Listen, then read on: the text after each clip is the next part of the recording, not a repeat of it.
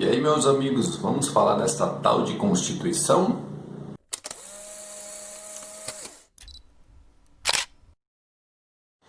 Aqui no IA Política você já sabe que a gente tem dois tipos de vídeo, né? Esse rapidinho, explicando rapidamente o que a gente já falou numa live que acontece na segunda-feira às 8 horas, com isso mais devagar, mais explicado, mais conversado.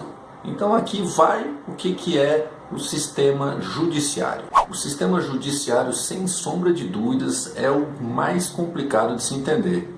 Por isso que eu vou falar de uma forma bem reduzida para que a gente tenha aquele mínimo necessário para entender, para não passar lá muita vergonha quando a gente estiver falando desse bichinho papão que é a política.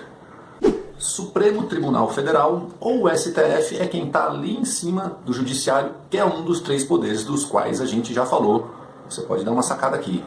Como eu falei, ele é o mais complexo de todos. Nele você não entra pelo voto popular, assim como no executivo e no legislativo. Você tem que ser formado em direito, você tem que galgar uma carreira, e aí você é indicado no legislativo ao executivo, e o presidente escolhe um desses novos 11 ministros que compõem o STF. O atual presidente do STF é o Dias Toffoli, que a gente já falou aqui também, que compõe a linha sucessória da presidência do Brasil.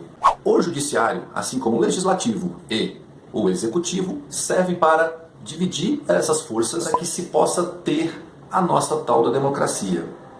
Como eu falei para vocês, ele é o mais complexo de todos, ele é muito mais complexo de se entender. Por isso que eu só resumi no que interessa para a gente, para discutir essa questão política. São esses 11 do STF que, em teoria, podem mexer no componente político do Brasil. Vale lembrar que, para que não seja contaminado por outras áreas, o juiz do STF ele não pode exercer nenhuma outra profissão. Porque imagina que ele de repente trabalhe para uma empresa de marketing e essa empresa lá na frente é julgada por alguma questão. Ele vai ser idôneo nessa questão? Qualquer exemplo que você encontre dessa forma está valendo o exemplo. A única outra profissão que ele pode exercer é o magistério ou as aulas. Afinal de contas, eles são mestres no direito e eles podem repassar esses conhecimentos para os próximos. No mais, eles não podem se misturar com partidos políticos, com empresas, com empresários e com ninguém mais, que é para serem idôneos. Os seus salários, ali por volta dos 39 mil, são exatamente para que eles não tenham outra profissão e não sejam contaminados por isso.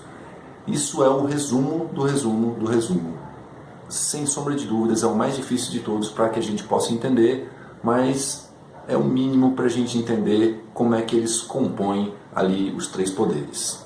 Até a próxima, que a gente vai falar da Constituição, que é o que está acima dos três poderes.